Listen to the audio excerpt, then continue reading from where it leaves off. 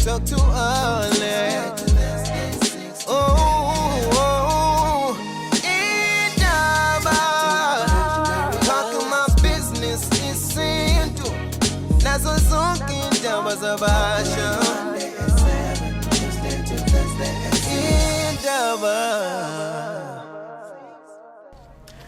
Okay, again, we are noticing which we use these platforms to bring you our conversations with people about the figure account, and we get to understand the parts esinga yenzi.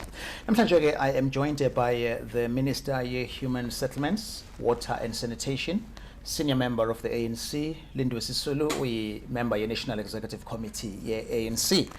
Minister, ngiyakubingelela ngiyajabula ukuba nawe namhlanje la eGagasini. Ngiyabonga kakhulu. All right, udeploywe i-ANC ukuthi ube kule province yaKwaZulu Natal. Ngideploy i-ANC ukuthi ngibe i-province yala kule province yala KwaZulu Natal. Yeah. Ngi-champion one province in terms of deployment kahulumeni. Okay. Yeah. Now, which explains ukuthi kungani atuwenza lama engagements okatuwenza with ama stakeholders ehlukene. We have seen you on the ground uhlangana nemphakathi. Yes. Abantu ke bayakhala, but into abayisho kini as uhulumeni and i-governing party ithini mangabe uhlangana nabo, particularly nje kulezi insuku ezedlule abantu bakhala ngendaba yase-Phoenix. It appears as though njengohulumeni ni concerned kakhulu about businesses afile ama-ATMs abhonjiwe, but the Phoenix massacre ileyo nto abantu abayishoyo to us as a media on the ground bathini kuwena? Besingakafikeleli kule yase-Phoenix. Uqala kwethu ukufika la, ngafika mina sicelwe i-ANC ukuthi sizame ukuthi enkandla abantu bangasondelani ngoba singafuni ukuthi abantu abafana nani bathi bukani aba-observe intashinga i-regulations ze-COVID. Sasizwa kakhulu amaphoyisa nabantu ke ehlaleni babona ukuthi cha bekulelanga lazabashwa ngalo uJZ. Yes. So bebelapha nje impela befuna uyombona, befuna uyosho, beyomlilela. La waxoshwa khona kwathiwa ngoba sekufika amabutho wena ngowesifazane uphuma. Mangihambe yabona ngicishe ngaba yi-feminist nje ngempela kodwa ngabona ukuthi hayi engangami ke le ngavele ngahamba. Ngahamba ke ngase ngiyabuya. Emva kwaloko ke kwenzeka le lokho kwenzekile. Sase siyabizwa ke ngoba phela sihlala eGoli noma sihlale ePretoria because kula sinama connection khona umsebenzi wethu siwenza nge-computer connectivity. Ngase ngiyabuya ekubuyeni kwami ngathola ukuthi ngihamba nomeya because bese besilungiselela ukuthi sizoya kuphi. Ngase ngiqala ke e-police station yase Marian Hill ukuthi ngizwe ukuthi kahle isisusa salento yini singathi singenzani thina si-ANC ukuthi sincedisane sonke nomphakathi nathi singuhulumende ne-ANC ukuthi sikwazi ukuthi silungise isimo sala ekhaya. Ngathola ukuthi abantu bebekhona laphana abantu bebecasuke kakhulu kodwa becasukele kakhulu uhulumeni ukuthi mina njengoba ngihleli lana nje angazi ukuthi uma wami ukuthi ubani ohleli noma wami angazi ukuthi mhlambe uzawuhlaselwa. So ngathola a mixed reaction mina ngokwami ngathola mixed reaction ku police station. Sasuka ke saya ke eChatsworth. Nakhona ke besihamba ke ema police stations ngoba singazi ukuthi isimo sinjani outside the police station. Futhi police station indawo abantu abakhuselekile nje ukuthi bangafika bakhuluma. Sakhuluma kahle ke nabantu base eChatsworth kakhulu ngoba ngaya lapha eChatsworth ngizwe ukuthi kukhona into yokuthi abantu abanegazi lobundiya bahlasela umuntu omnyama. Kuyadutshulwa nje umuntu omnyama uyadutshulwa. Ngaya ke eChatsworth ngavele ngathi ngabatshela nje ngisafika ukuthi yabona engizele la ukuzwa ukuthi iqiniso yini ukuthi nihambe nedubula abantu bethu. Yeah.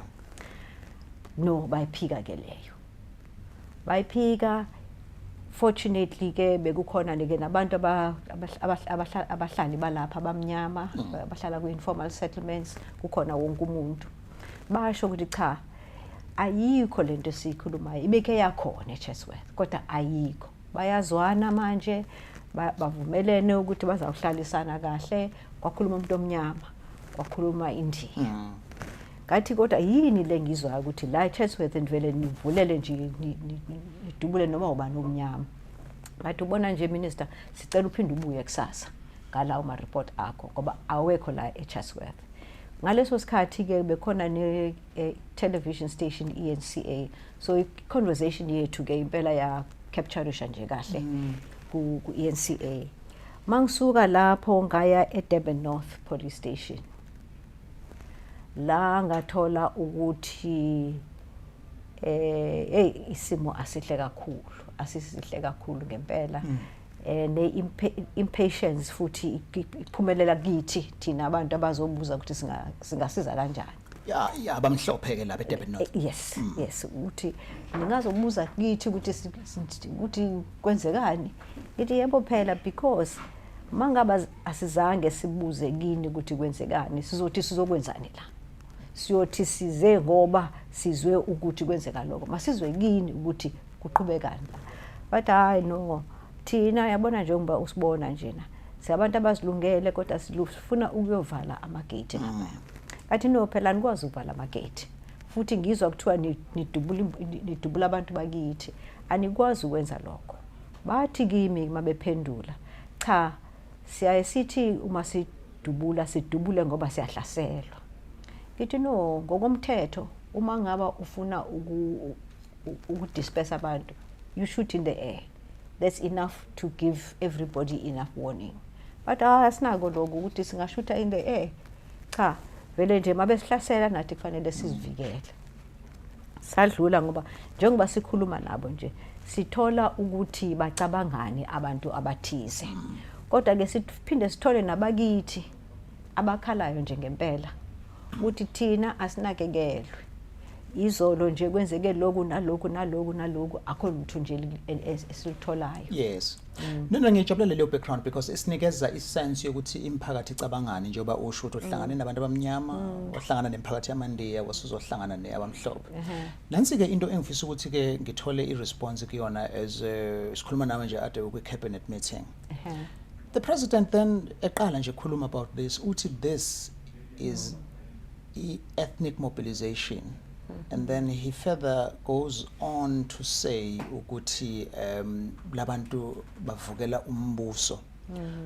Obviously wena ngoba usube on the ground uhlangana nazo zonke inhlaka wayithola leyo nto leyo.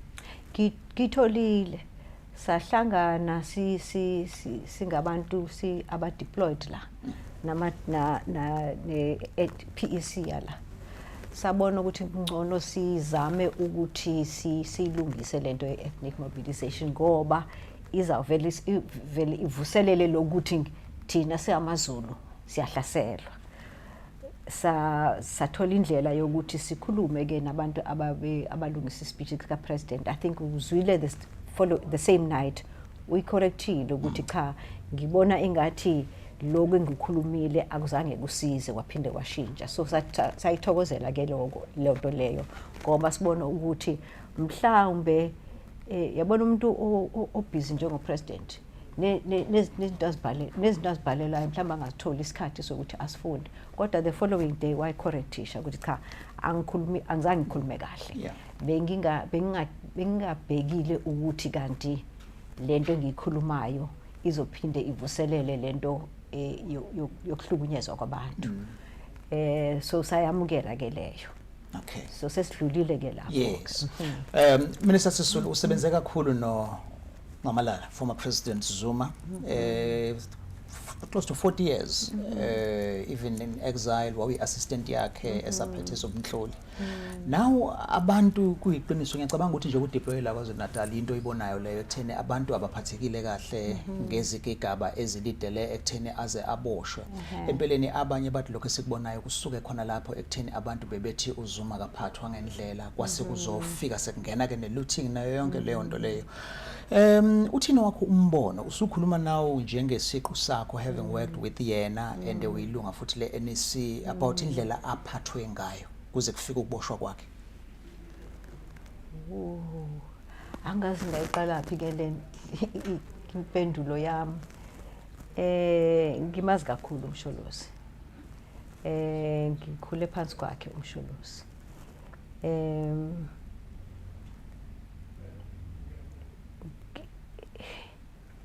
Nginenkinga yokuthi ngoba ngililunga le cabinet angikwazi ukufikelela la kufanele ngifikelele la ngifuna ukufikelela khona ke processes zomthetho. So uzangixolela ke ngeke ngingene lapho. Kodwa ke into engiyibonile mina ukuthi ngalelanga ngilapha langa lokugcina ngalelanga ezahamba ngayo uMsholozi besixakekile nje kakhulu ukuze abantu bazombona sasalikelelwa amaphoyisa ngoba singafuni ukuthi siphule umthetho weCovid. Sasalekelelwa kakhulu ngamaphoyisa futhi ngifuna ukuwabonga ngalelo langa. Bafuna isikole esila eduze nje kwendlu kaMsholozi ba direct abantu ukuthi bayolinda khona. Befuthekile ke abantu bebelapha. Ngajabulela ukuthi abekho akazubabona uMsholozi ukuthi bafutheke kanjani. Bafika beganoni wabo. Cha bebeganoni wabo nje impela, there was no doubt about it. Kodwa amaphoyisa ke ayobafaka esikolweni. uMsholozi ke wenza lento ebeyenza namabutho wathi makeqeda ke wabingelela abantu bakubo ke washo ukuthi cha uzazithoba aye estoksini ngoba umthetho wakhe nje umuntu ophansi nje angazi noma niyayazi into kaMsholozi uphansi nje umthetho wakhe uMsholozi wathi cha ningahlupheki abantu bakithi ngizohamba kodwa ngizophinde ngibuye akho sigwebo esingapheli ngaye Robben Island saphela isigwebo ngaya ku exile sakhweba isigwebo saphela isigwebo sethu sokuba ngaphandle saphinde seza salungisa ikhaya lethu eSouth Africa naloku kuzadlula enzela ukuthi make khuluma nabo azame ukwehlisa umoya ngoba engazi naye ukuthi bazokwenzani emva kwalokho kodwa bekuclear kuwo wonke umuntu ebekhona lapho ukuthi bakwatile kodwa ngithi sinesizulu ya cha bebengathokozile bebengajabulanga bebengekho right so ucabanga ukuthi abamphathanga ngendlela ke ukwenzeka kwakho konke lokho no yiko lokungithi inkinga yami ukuthi because ngiyi cabinet minister angikwazi ukukhuluma outside of ukuthi ngikhuluma ngomthetho angikwazi ukukriticize umthetho ngithi akaphathekanga kahle ngento ezihamba ngomthetho manga ngithola ngelinye ilanga mhlambe ke singake sikhulume kodwa kwamanje ngiyi cabinet minister ngideployed lana as a cabinet minister ngichampion ye certain section like provincini ngila ngideploy ye ANC so naloko engikukhulumayo kufanele kungene la ngikhona no ngiyezwakala ngingaphumeli ngale because abazukubuzwa lokho engikushoyo bazaya kulokuya okuncane okuphume endleleni bese kuvala konke lokho engibengifuna ukukhuluma lokuyezwakala asikhulume ngama matters athinta yona icabinet usenior kuhulumeni in fact usuke wabamba ama positions kule security cluster uke waba uminister we-intelligence we state security uke waba uminister we-defense uke waba uminister we-international relations kunesikhalo la esikhona ekutheni akudinga umuntu oyi-expert yezokuphepha kuwezwe ukuthi abone ukuthi i-intelligence yethu isebenza kanjani ngesikhathi kunama xenophobic attacks amaphoyisa be-reactor sekwenzekile kunane crime intelligence ehlala ngaphakathi emaphoyiseni zonke lezi zinto ku-reactor sezenzekile azihokelwa ngaphambili njengomuntu osebenzile la ka security na ku intelligence kumele kube kanje I know ukuthi your colleague uMinister Dlodlo egcina nje ukuthi addressa he said ukuthi kufanele sibonge kuningi okubambekile things could have been worse with the experience onayo i-intelligence yazwe kumele ngabe isebenza kanje cha yabona inkinga ye-intelligence ukuthi njengoba siya si developer nje sikhula ukhona ke nabantu aba-retirishayo so le intelligence ekhona manje akusilebe ngikhokhela mina so angiyazi expertise khona manje yabo ukuthi yini and ngiyamsizela nje impela uMinister Dlodlo ngoba intelligence kufanele kube abantu aba 24 hours on the job bekufanele sizwe ngabo ukuthi kuzokwenzeka lokho bekufanele ke bona ke batshela amaphoyisa ngokusheshsha nje ukuthi ambani yovimba lapha abani yovimba lapha kodwa ke as generations grow mhlambe ke neskill asisaqini kangako thina satraina ngaphandle sitrainwa abantu abayaziyo impi sifike ke ekhaya ke sesiyama civilians sesihleli phansi sesiya analyze njengoba ngithi ngiyamsizela nje uMinister Dlodlo ngoba angazi ukuthi isimo abhekene naso ku-capacity yakhe sinjani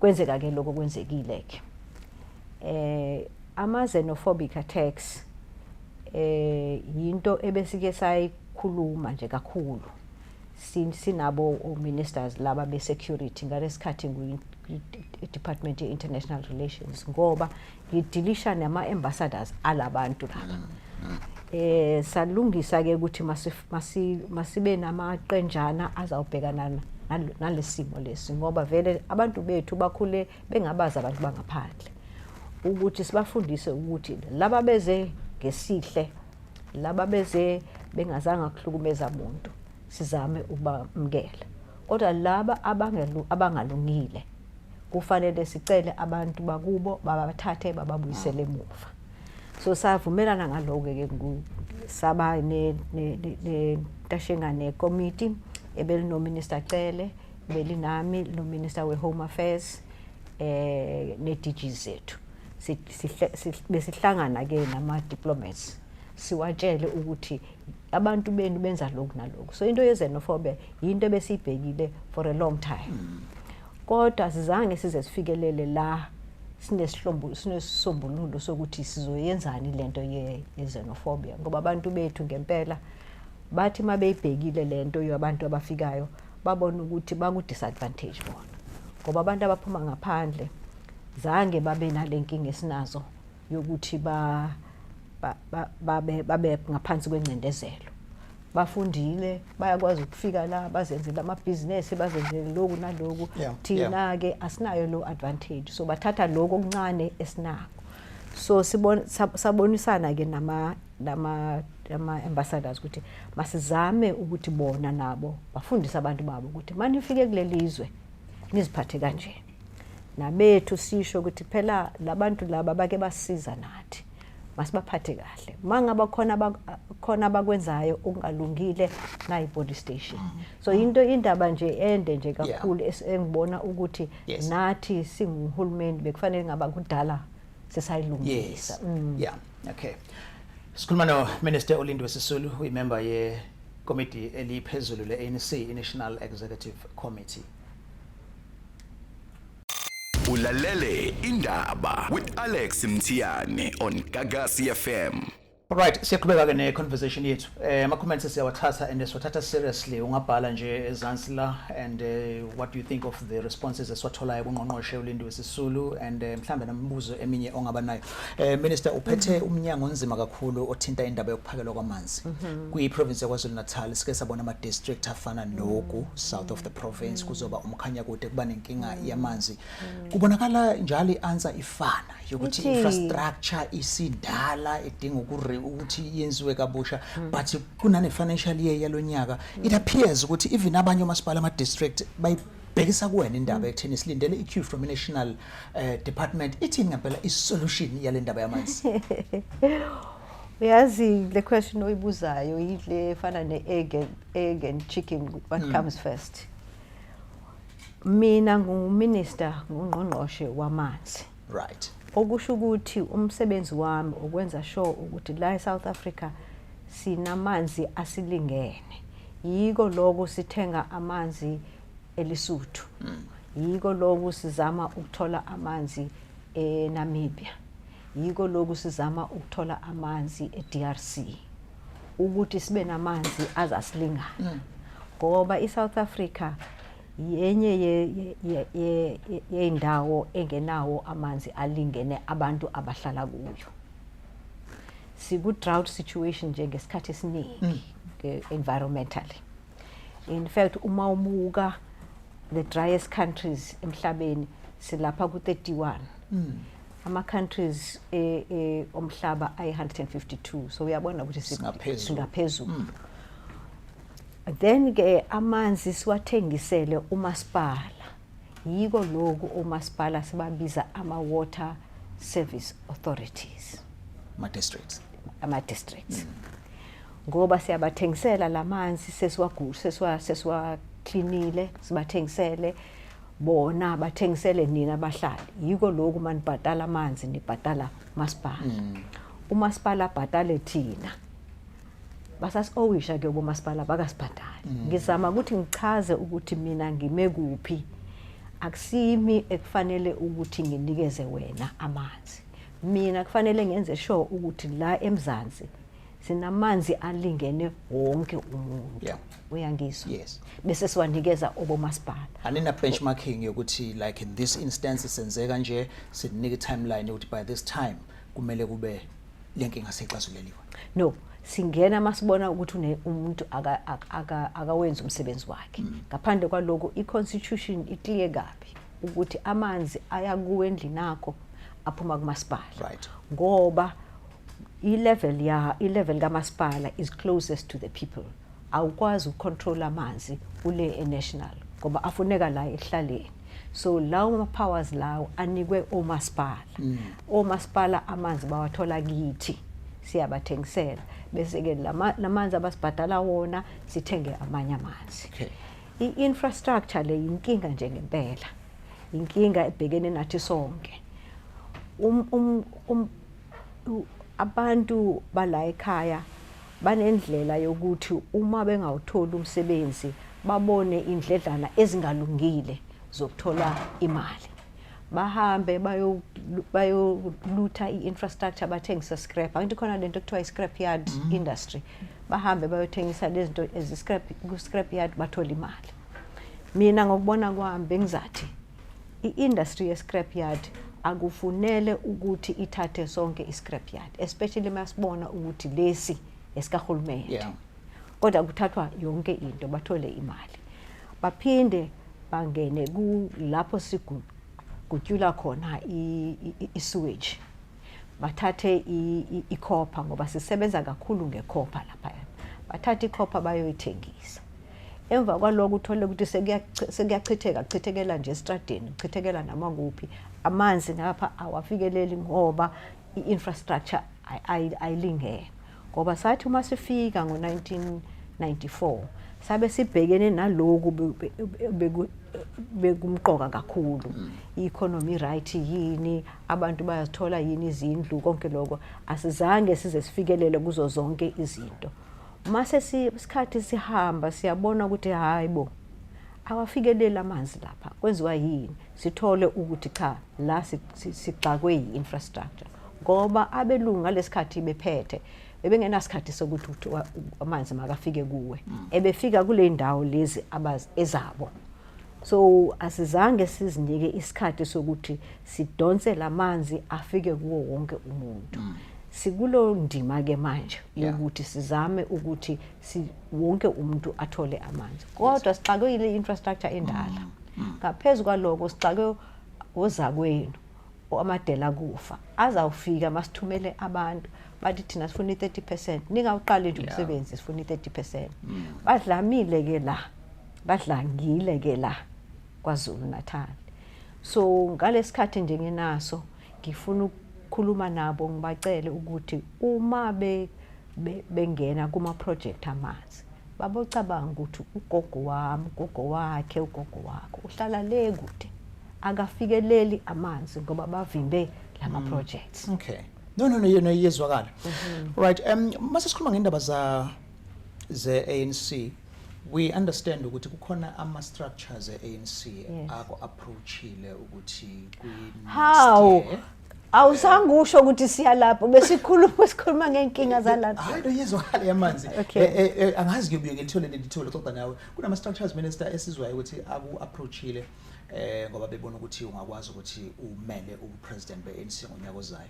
Ngicabanga ukuthi akuyona into ezokuthusa ngoba kulolu khetho oludlulelwa seNazareth vele wawungomunye wabantu ababemele ukuthi bangene. Sike kwafika endlebeni zakho lokho uma kungathiwa ngempela ama structures aliphakamisa igama lakho bekunominator ungasemukela leso siphakamiso? Angiboni ukuthi isikhathi esiright ukuthi ngiphendule kodwa ngagcizelela ukuthi ngavuma ngo2017. Ngavuma ngoba bese ngibona ukuthi isikhathi somama sesifikile. In fact ngathokozela ukuthi sibathathu bekuyimama Nkosazana kuyimi kusisibaleka. Sizwana nje ngempela never mind ukuthi bekuthini emithe kodwa singabantu abazwanayo sikhula sonke so sisharisha neinformation. Mase sihluleka sabona ukuthi yabona la amadoda la azimisele nje ukuthi ezaqhubeka phathi. Asizuyeka lempile. Asizuyeka lempi. Maka ngasiyimi kuyaba omnye umama noma kube omnye umama. Kodwa ngeke siyeke amadoda aqhubeke aphathe ilizwe lethu sonke siwumama. Ilungelo la wonke umuntu ozibona ukuthi imlungele lo ndawo ukuthi aphakame. Mangabe bakhona umama abafuna ukuphakama ngingabancedisa namanje. Kodwa le oyibuzayo ibhekene nawo. No. Ngisayicabanga ngoba ngafunda ngo2017 ukuthi kulula ukuthi omama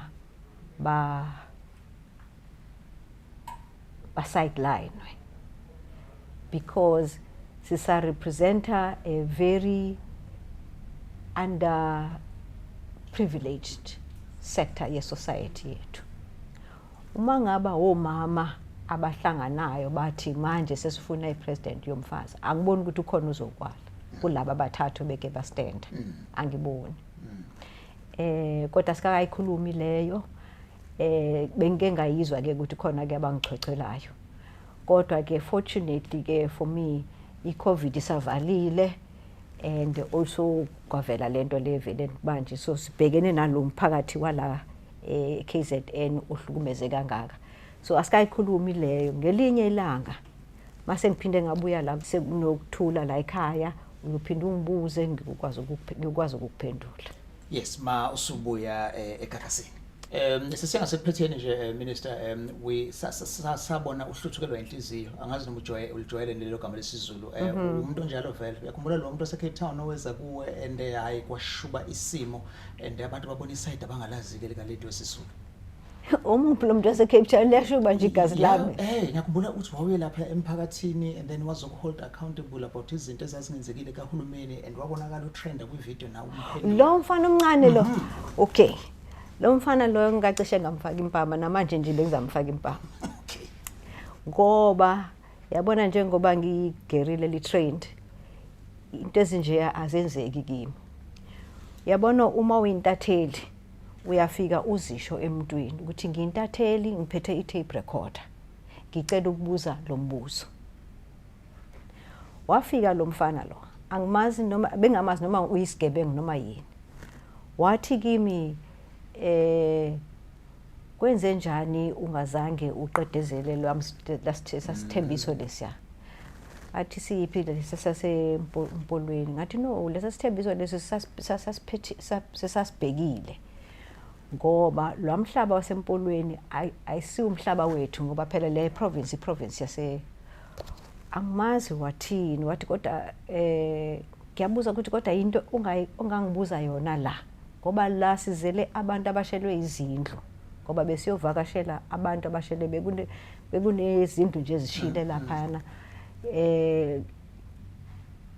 siyobabona siyobakhalela phinde futhi sifune ukubathembisa ukuthi siyakwazi ukusebenza bancedisa ukuthi babuyele kulesa simo. Ufika lo mbuzo ongekho sensitive njengempela nje kule situation esikuzo. Uyobuza ngento angangibuza yona noma nini na. Okwesibili akasho ukuthi uyangirecord. I'm an intelligence officer. Ngiyayizwa into my record.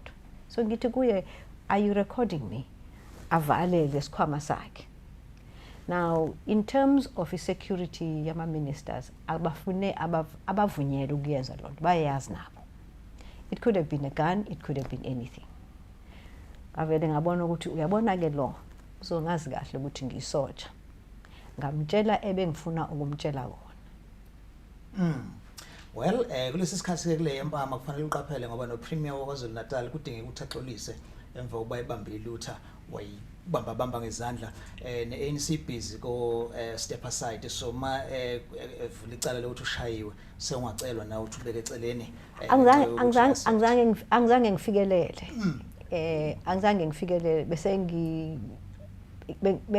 ngiyengazibamba ngingakafikeleli la kodwa ke angeke sithi umuntu ephule umthetho to the extent he could have had a gun angazi what and he knows it afike la sizolilela abantu khona sincedisane nabantu abashelwe izindlu abuze into engahlangananga lutho nje nalokho. Now into esiqaphelayo thina abantu abamnyama yabona khona abantu abasebenzisa abantwana bafana abancane babathume kube mostly ama opposition parties banalo ilungelo lokuthi bayibuze lento futhi bayibuza eParliament yaphendula ukuthi aphinda azoyibuza la sizolilela abantu khona kwangicasula kakhulu. No ngiyengazibamba ngizange ngize ngifikelele ekuthini ngibe kule nkinga le okhuluma ngayo ngoba kukhona into that is genuinely feminine about females. Bayakwazi uzibamba abafani nani bavela nje nisho nje ngempama nini ngoba uyaye uyijwayele nje ukuthi khona abantu ukhulisa abantwana ubazi ukuthi cha uzawuganga lo bese uyamthethisa ngaphinda yenze bengimthethisa ukuthi angaphinde ayenze lento ngoba uphula umthetho uzothi ngelinye ilanga ayenze kanti ke ngempela ke sekeqe umthetho bekungafanelanga. I didn't know ukuthi unani isikhwameni akufanelanga uapproach iminister. It is illegal approach usondele kanje kanti uphethe into eyi still lapha kanje. So I did it for my self protection, I did it for my rights, and I did it also so that he should never do it again because it is wrong. Uzoyenza ngoba uthunyiwe azithole senkingeni ngelinye ilanga. Most people who are assassinated by abantu abafika ingathi bazokhuluma nawe kanti kukhona okunye abakubhekile. So it's illegal. Yeah, uhlala utrenda ngiyabona active kakhulu ku Twitter nginokunothisa nje ukuthi njalo masuye kade kunalama Zoom meetings sizosibona isithombe sakho, you are always there ngaso sonke isikhathi. In some instances nje kuthiwe no mangabe kunama meeting nango kuLindiwe Sisulu buke ngazi ukuthi uboard zonke lezi zithombe ihlala ivela. Do you pay attention to Twitter nanokuthi abantu bathini mase upost? I'll go crazy. I have a team, ngine team lami elingi ngicheckelayo malibona ukuthi khona ekufanele ngaba ngiyakuphendula bese bakuletha okungasile bavela bakubeka ecaleni nje ngibona nje no angibona ukubona lokho board. It's quite possible. I mean, I've been in the ANC for so long. Well, rather I was born in the ANC, so most of the things ngiyaye ngithola ukuthi kodwa sayilungisa lento last year noma the year before or the year before. Not that I am bored with the meeting, but I'm bored with the repetition of the same thing. Kodwa ngiphinde ngizibambe ngoba it is important ukuthi we must pass on knowledge yethu kule generation ezayo. Angibazi ke mabe ukuthi bamgeja njani ukuthi uboard uMinister Sisulu noma ujabulile noma wenzeni ucasukile kodwa ke Twitter ke iTwitter and akho lutho engalenza ngayo khona nje kodwa kwangiphatha kabi bengiye kulela langa leli siyolungisa lapha enkandla. So mangifika lapha na ke bantu ke kube ne-interview bantu ke bazithathela ithombe kube khona isithombe ke sami ke esitrendayo abantu ke bathi mabephendula bathi bengiye ku fashion show lapha ekhaya bengingeke ngihambe ngiye lapha ngibe on duty ngelanga ebelimqoka kangaka yangibo si worried sonke nje ukuthi abantu bala ekhaya bazawuthini maseke hamba uzuma bekuyilanga nje lingemnandi kakhulu bona babheke babuke nje into ekude nje kodwa ke i-Twitter ke akho lutho engalenza kube khona ke abanye ababuza ukuthi obani laba bengiyobabulisa abantu bengiyobabulisa lapha yana bekamasotsha amasotsha ethu asilwele alwele impi yomzabalazo sekabantu manje abahleli kuma wheelchair lo bengikuye uqala ebeku wheelchair ngimbuza ukuthi unayo yini indlu ngoba sibhekene nokuthi sibanike izindlu nako konke nje abakudingayo so i-Twitter akusinto enginaka kakhulu yes no asibonga kakhulu minister ukuthi ukwazi ukukhuluma nathi wenzeke isithembiso sokuthi mawusubuya so ikhuluma ke nayo le ye-presidency ye-ANC why ufuna uba i-deputy president wena well I wouldn't mind about deputy wakho on one condition mawuzoyithatha i-nomination ukuthi ube president South Africa no ngiyathokoza kakhulu igagasi ngale thutshana lokuthi ngikwazi ukuthi ngenabe ngezinto esizibonayo sazisa abantu bethu ukuthi senzani namhlanje sengiyolungisa into zezindlu ngoba ngathi khona izindlu ebezike zashala ngase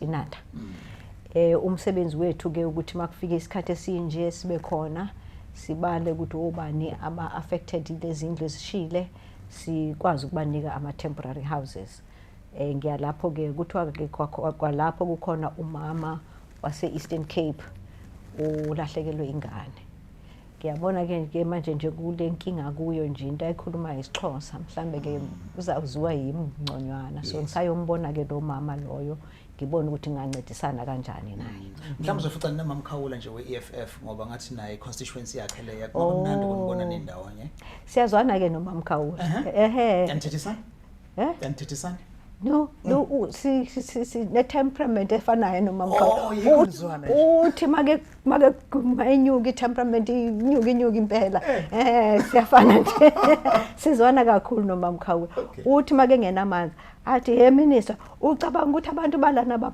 bazawathola apha amanzi akusiyimbongolo labantu laba ngithi Mkhawula ngiyakuza ukuphi anginiki intashinga yakhe ngivele nje ngimsheshisele nje ngimnikeze ngoba ngiyamazi ukuthi mangamniki ngiyahlangana naye ngizothola kanti naye makabheke kahle uzongithola naye futhi no sibonga kakhulu ingxoxo sinayo no Minister Lindiwe Sisulu Minister of Human Settlements, Water and Sanitation and uphinde ke abe member ye National Executive Committee ngiyabonga nawe ukaze umbone ekhuluma isiZulu kahle kangaka fluently kwamina bengithukile kuthina kanti isiZulu uzosikhuluma nje isiZulu phaqa siyabonga ngoba hlakiwe Sotho khanyana handi isibuya hawo lo he Indaba special open line on Mondays at 7 talk to Alex